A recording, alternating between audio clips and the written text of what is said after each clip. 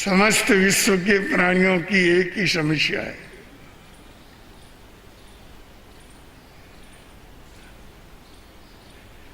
अन्य सारी समस्याएं उसी से जुड़ी हुई है। सबसे बड़ी समस्या जो धरती के इस कोने से उस कोने तक फैली हुई है, वह समस्या है हमारा जीवन सुखमय कैसे बने।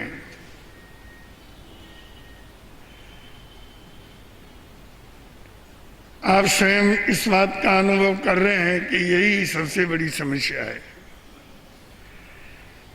पशु पक्षियों से लगा करके मानव मात्र के लिए इसका समाधान कैसे हो, कई प्रयत्न विश्व में चल रहे हैं। उनका विस्तार पूर्वक कोई वर्णन किया नहीं जा सकता। सबकी अलग अलग अपनी अपनी कोशिशें हैं कि वे सुखमय जीवन जिए, किंतु गुजराती में एक उक्ति है, सुख प्राप्त करता सुख टले छे लेशे लक्ष्य लहो। जैसे जैसे हम सुख प्राप्त करने की भावना से दौड़ते हैं, जो भी प्रयत्न करते हैं,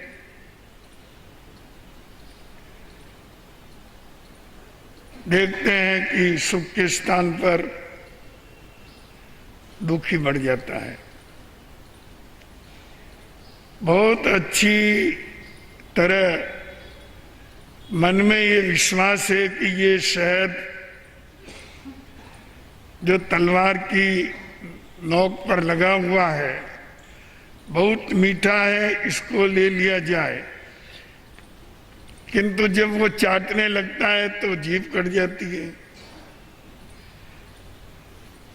एक तरफ शहद का स्वाद मिलता है तो दूसरी तरफ जीभ कटने का दुख मिलता है। बड़ी समस्या है, एक को पकड़ो तो दूसरा छूटता है। एक तरफ प्रयास करते हैं तो वहां कहीं थोड़ी बहुत सुविधा मिलती है, शांति मिलती है, तो दूसरी तरफ से कहीं से भी कोई न कोई उससे भी जबरदस्त दुख आकर के टपक जाता है। इसी सुख दुख की प्रक्रिया में बेचारा मानव जीवन भर उलझा हुआ रहता है और एक दिन इस दुनिया से चला जाता है। इस भीषण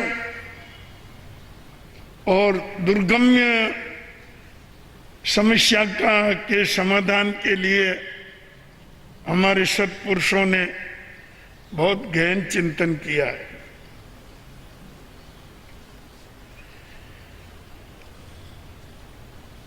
चिंतन की गहराई कभी कभी व्यक्ति को सन्मार्ग का संदेश दे जाती है। सत्पुरुष चिंतनशील होते हैं, उनके पास कुछ ऐसी आध्यात्मिक ज्ञान की प्रक्रिया होती है जिसके द्वारा वे जीवन के रहस्यों को समझ जाते हैं। उन्हें समझकर जो उन्होंने कह दिया, वही आज शास्त्र है और वही आत्मवाणी है। आज भी उनसे हम प्रकाश प्राप्त कर सकते हैं, क्योंकि सत्पुरुषों की वाणी वो दीपक है जो कभी बुझता ही नहीं है। मैंने क्या कहा कल संभवतः किसी को याद नहीं है रहेगा, और कल क्या कहा वो आज किसी को याद नहीं है। प्रतिदिन हर व्यक्ति कुछ न कुछ बोलता ही रहता है। सारे वचन शास्त्र नहीं होते।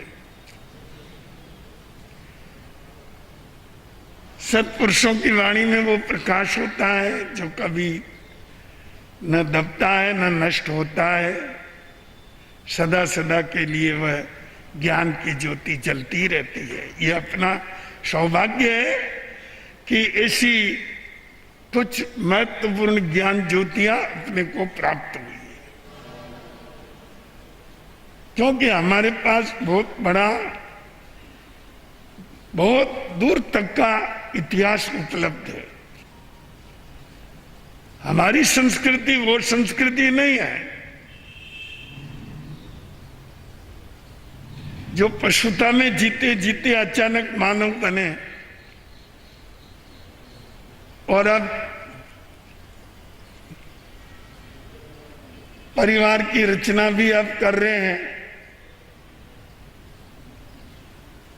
खान पान की विधियां भी जो अब सीख रहे हैं।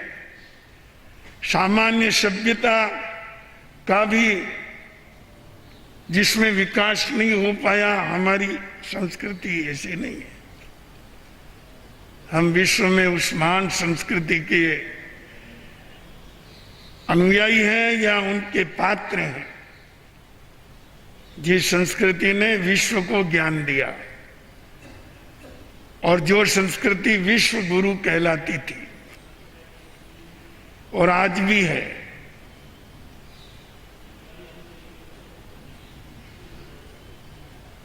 अक्सर व्यक्ति ये मानता है कि भारत पिछड़ गया है,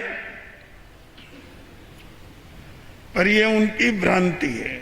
जिन अर्थों में विश्व गुरु आज के 100 वर्ष 1000 वर्ष पहले थे, उन अर्थों में आज भी विश्व गुरु हैं। तो गुरु का भी तो कोई उपयोग करना चाहिए ना। अगर कोई गुरु का उपयोग ही ना करे और केवल भौतिक उपादानों में ही उलझ के रह जाए, तो उनको लगता है कि ये इनका जीवन, इनकी संस्कृति पिछड़ी हुई है। पर हम उनको कहते हैं भाई तेरे रास्ते अलग है, मेरे रास्ते अलग है। तुम्हारा भौतिकवादी मार्ग है, हमारा अध्यात्मवादी मार्ग है। हमारे यहाँ जीवन को सजाया जाता है सद्गुणों से। हमारे यहाँ चेतना की ज्योतियों को जागृत किया जाता है। हम अखंड चेतना में विश्वास करते हैं, जिनका तुम्हें तनिक भी ज्ञान नहीं है, तनिक भी, अंश मात्र भी तुमको जिसका ज्ञान नहीं है, वो अखंड चेतना का अनुभव भारत की संस्कृति में है। कोई सीखे, कोई समझे। तो बंधुओं, सत्पुरुषों का ये महान चिंतन आज भी विश्व का मार्गदर्शन कर सकता है। पर कोई ले तो लेना ही नहीं चाहते, तो उससे क्या है। उनके कहने से ज्ञान की ज्योति कम नहीं हो जाती है, वो तो महान ही है। प्रत्येक जीवन से जुड़ी हुई समस्या का समाधान हमारे सत्पुरुषों के चिंतन में आया हुआ है, वो शास्त्रों के रूप में हमारे सामने उपलब्ध है। देखना ही नहीं चाहिए, समझना ही नहीं चाहिए। इतने अधिक भौतिकवादी बन गए हैं कि हम स्वाध्याय के नाम पर एक पृष्ठ भी प्रतिदिन पढ़ने के लिए तैयार नहीं है। प्रातः जगने के साथ भौतिकता शुरू होती है, बाह्य व्यवहार शुरू होता है, रात को सोने तक वही बाह्य व्यवहार ही चालू रहता है। यहां तक कि स्वप्न भी ऐसे ही लेते हैं, जिसमें केवल संसार झलकता है। हम अपने मार्ग से च्युत हो गए। आपको समझना चाहिए कि हमारा मार्ग अध्यात्म और भौतिकता दोनों से मिलकर के चलने वाला मार्ग है। हमारी संस्कृति सम्मिश्रित संस्कृति है, जिसमें कुछ मात्रा में भौतिकवाद भी मिला हुआ है और कुछ मात्रा में अध्यात्म भी मिला हुआ है। हमारे यहाँ कदम कदम पर परमात्मा का स्मरण है, और जगह कहाँ है? हमारे यहाँ कोई पत्र भी लिखता है तो ऊपर जय जिनेन्द्र लिखेगा, अरम लिखेगा, गणेशाय नमः लिखेगा, श्री राम लिखेगा। धर्म से ही हमारी सब विधियां शुरू होती है। ठीक है, हम जल्दी में उसकी गहराई में नहीं पहुंच सकते, पर उनका सम्मान तो कर ही लेते हैं। दो व्यक्ति आपस में मिलते हैं तो हमारे यहाँ एक दूसरे को नमन किया जाता है, और जब दो व्यक्ति नमन पूर्वक मिलते हैं तो उनकी आत्मीयता कुछ अलग ही तरह की हो जाती है। हाथ मिलाना हमारी संस्कृति नहीं है। और वैसे आज वैज्ञानिकों ने ये मान लिया है कि हाथ मिलाना अनुचित है, क्योंकि एक व्यक्ति के शरीर के जितने कुछ अणु परमाणु चमड़ी पर तैरते हुए या लगे हुए होते हैं, वो हाथ मिलाने से दूसरे पर भी असर कर सकते हैं, और सामने वाले के तुम्हारे पर असर कर सकते हैं। इसलिए हमारे सत्पुरुषों ने अपना अपना हाथ जोड़ दो, बस यही श्रेष्ठ है। इसके साथ विनय है। वो कहता है मैं आपसे छोटा हूं, और सामने वाला कहता नहीं मैं आपसे छोटा हूं। हाथ जोड़ के मैं आपका सम्मान करता हूं, वो कहता है मैं आपका सम्मान करता हूं। इस तरह से हमारी संस्कृति का प्रत्येक अंग परमात्मा भाव से जुड़ा हुआ है, धार्मिकता से जुड़ा हुआ है, आध्यात्मिकता से जुड़ा हुआ है। किंतु हम कुछ विकृत हो गए हैं। बाह्य संस्कृतियों का कुछ ऐसा प्रभाव अपने जीवन में आने लगा है कि जिसके द्वारा हम अपनी संस्कृति को भुलाए जा रहे हैं। उनके मौलिक तत्वों की भी हम उपेक्षा करते जा रहे हैं, तो ये अपने लिए ही दुख का कारण बनेगी। पहले भी बनी और आज भी है। बंधुओं, वह अद्भुत है, और सारे चिंतन का सार उन्होंने एक पंक्ति में दे दिया। उन्होंने कहा, छिंदाय दोषम विणीयेत रागम एवं सुई होई शीशम प्राय। क्या बात है!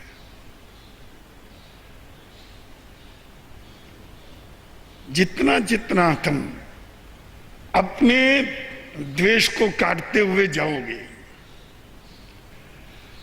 अपनी रागान्धता को काटते जाओगे उतना उतना सुख तुम्हारे जीवन में प्रवेश करता हुआ चला जाएगा। छंदाई दोषम विण्यज्य रागम, द्वेष से छुटकारा पाए और राग से भी अलग होने की कोशिश करें। राग बहुत तकलीफ देता है, द्वेष छुड़ाना आसान है पर राग छुड़ाना बहुत मुश्किल है। किन्हीं व्यक्तियों के बीच में राग द्वेष चल रहा है तो उसको तो हम चलो कुछ लोग बीच में आते हैं, कुछ समझदार व्यक्ति दोनों को समझाते हैं, धीरे धीरे उनकी कषाय की अग्नि को शांत कर देते हैं, वे लोग वापस प्रेम से रहने लग जाते हैं। पर जो रागांध है उनकी रागांधता कैसे मिटाई जाए, क्योंकि वो तो दो मिले हुए हैं। मिले हुए को कुछ अलग करना ये भी बड़ा कठिन है। अगर प्रेम से मिले हुए हों तो अलग बात है, पर राग से मिले हुए हों तो वो जहर है। इसलिए राग को काटना मुश्किल है। जिन्होंने राग को समाप्त किया है सचमुच वही परमात्मा है। इसलिए भगवान महावीर को और तीर्थंकरों को हम वीतराग कहते हैं, वीत द्वेष नहीं कहते। द्वेष तो उनका छूट गया, पर राग उन्होंने बहुत बाद में छोड़ा। हर व्यक्ति का राग बहुत मुश्किल से छूटता है। अध्यात्म के स्तर पर यह 10वें गुण स्थान तक पीछा करता है और राग भाव बना रहता है। और कभी कभी अंधानुराग का इतना प्रभाव होता है कि व्यक्ति जहां से शुरू हुआ वहीं वापस आ जाता है, उसकी सारी आध्यात्मिकता समाप्त हो जाती है। इसलिए अपने जीवन को कुछ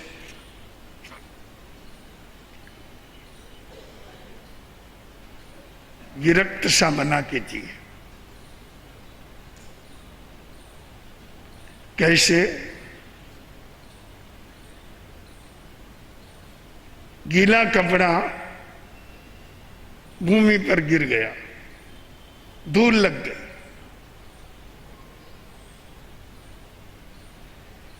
एक तेल का चिट्टा कपड़ा भूमि पर गिर गया, उसके भी धूल लग गई।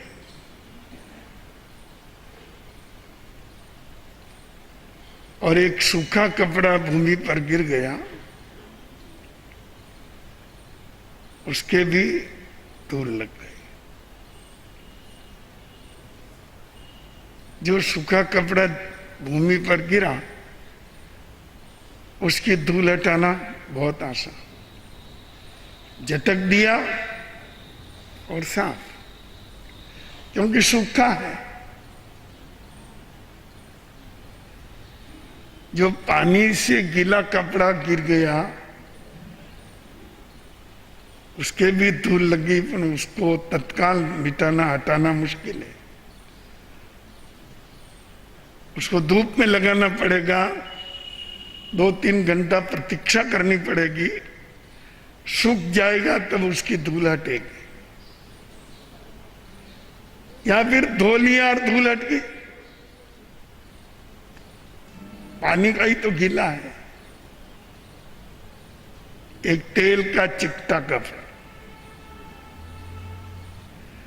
भूमि पर गिर गया,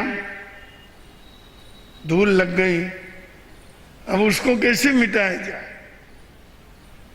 उसकी धूल कैसे निकाली जाए, बड़ी मुश्किल है। पानी से धो तो भी साफ नहीं होता है।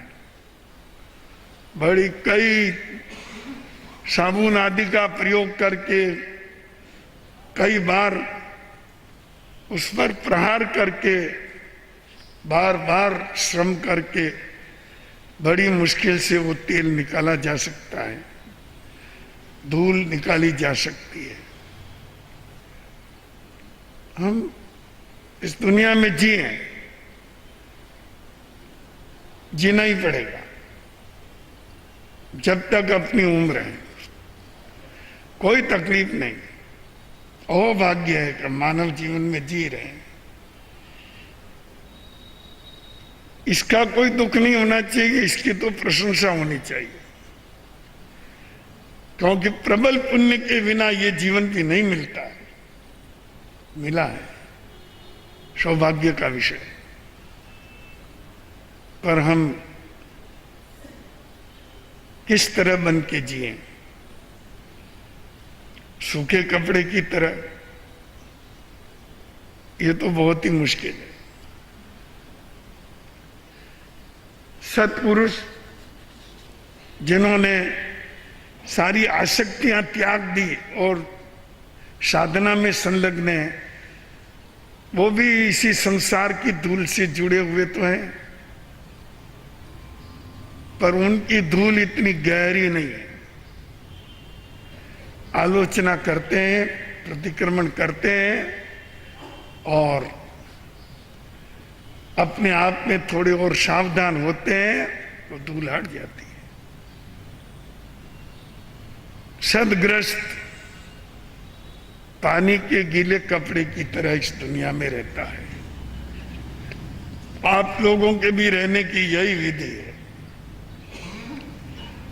सांसारिकता की धूल से कोई बच नहीं सकता, और तुम फिर परिवार में जीने वाले, समाज में जीने वाले, गांव घर दुकान मकान में जीने वाले, सांसारिकता की धूल तो तुमसे छुएगी छुएगी,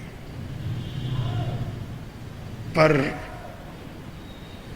अपने आप में जुड़ाव उतना ही रखिए जितना पानी का और धूल का रहता है। पानी सूखा, धूल साफ। जब कभी अंतःकरण के अंदर ऐसी विचार जागृत हो कि मैंने ये क्या कर दिया, मैंने ये क्या बोल दिया, ठीक नहीं किया, मन में दुख होता है। गीला कपड़ा सूख जाने पर धूल हट जाती है। भविष्य के लिए सावधानी का निर्णय करके अगर आपने इस तरह की भावनाओं को संबल दिया तो आपके सांसारिकता की धूल हटती भी जाएगी। थोड़े समय से ही सही, पर आपकी चेतना शुद्ध होती हुई चली जाएगी। और तीसरा तेल का चिकटा कपड़ा है,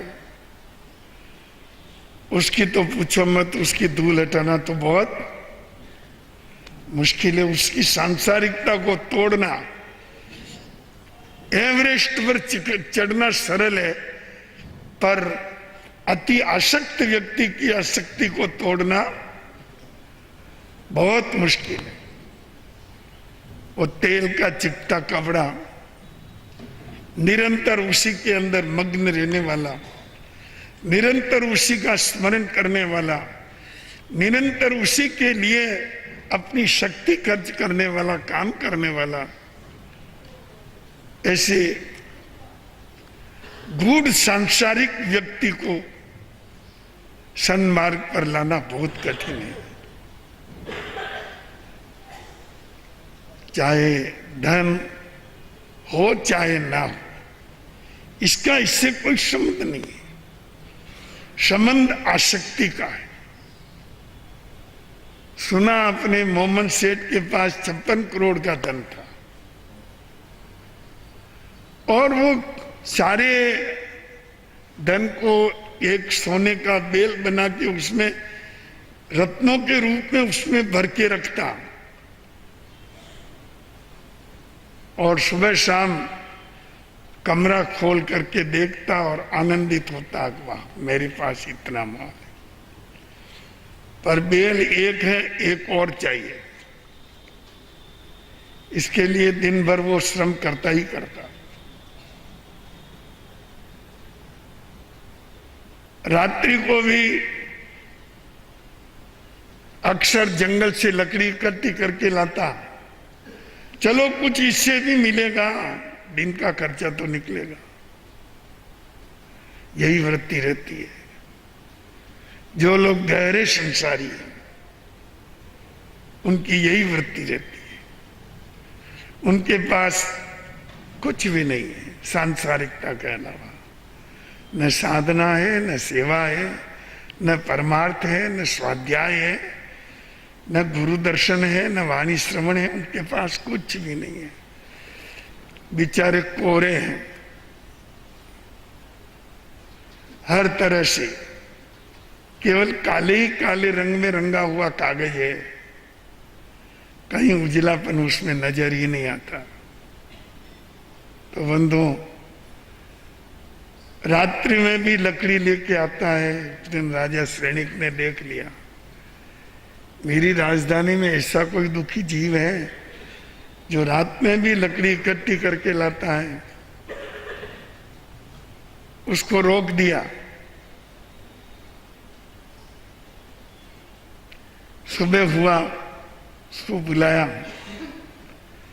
रात को लकड़ी लेके आता है, बहुत दुखी है, बहुत दुखी हूं, मेरे दुख की कोई सीमा नहीं है। कि क्यों दुखी है? कि मेरी एक बेल है और एक और चाहिए, इसके लिए दुखी हूं, मिल नहीं रहा है, और बनाने की कोशिश कर रहा हूं। इतनी छोटी बात, नौकर को कहा गौशाला से एक बेल दे दे। वो के ऐसा बेल नहीं चाहिए। तो कैसा चाहिए? मेरा बेल अजब गजब का है, तुम चलो बताता हूं। अपने भवन पे लेके आया और कमरा खोल के बताया। श्रेणिक और अभय कुमार देख के चकित रह गए कि स्वर्ण का बैल खड़ा है और हीरों से जड़ा है। उसने कहा महाराज इतना ही नहीं है, अभी और देखिए। एक बटन दबाया, वो ढक्कन खुला और अनेक तरह के रत्नों का ढेर हो गया। आप दे सकते हो तो ऐसा बेल दो, नहीं देना है तो मुझे उपदेश मत देना, बस मुझे यही प्राणों से प्यारा है। अभय कुमार ने कहा श्रेणिक महाराज, इतना धन तो अपनी राजधानी में, अपने खजाने में भी एक साथ उपलब्ध नहीं होता। अरे तेरे पास इतनी संपत्ति और फिर भी तू ऐसे जीता है, निकृष्ट जीवन जी रहा है। उसने कहा मैं कैसा भी जीऊं, आपको क्या चिंता, देना हो तो बेल दो और नहीं देना हो तो आपके घर में मेरे घर। बंधु, पता है मृत्यु कर प्राप्त करके 7वें नरक में गया, सब धरा रहा। जीवन को नितांत भौतिक बना करके जियोगे, राग बढ़ेगा, आसक्ति बढ़ेगी और मृत्यु भी बहुत दुखपूर्ण होगी। मरते हुए भी बहुत दुखी होंगे, क्योंकि सब छूट रहा है। ये जान करके उसको अपार पीड़ा होती। अन्यथा जो विरक्त रहने का अभ्यास करता है और तेल के चिकटे कपड़े की तरह जो गंदा नहीं होता है, ऐसा संसार में रहता हुआ प्राणी भी अपने जीवन में कभी न कभी सच्चे सुख का अनुभव कर सकता है और होता भी है। इसलिए परमात्मा ने कहा वीणीय जरागम छिंदा ही दोषम। अपना दोष, अपना द्वेष निकालो, अपना राग छोड़ो या कम करो।